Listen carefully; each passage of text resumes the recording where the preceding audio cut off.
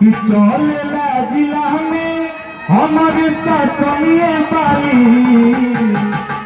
कि चलेला जिला में हमारे ससमिए बाली तनवा धोके तो छोड़ी और शासन जाई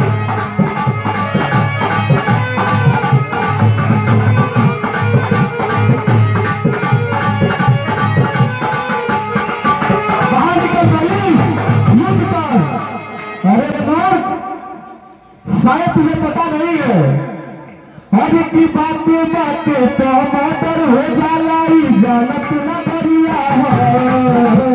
बातें बातें तो मर्डर हो जाला जानत न करिया है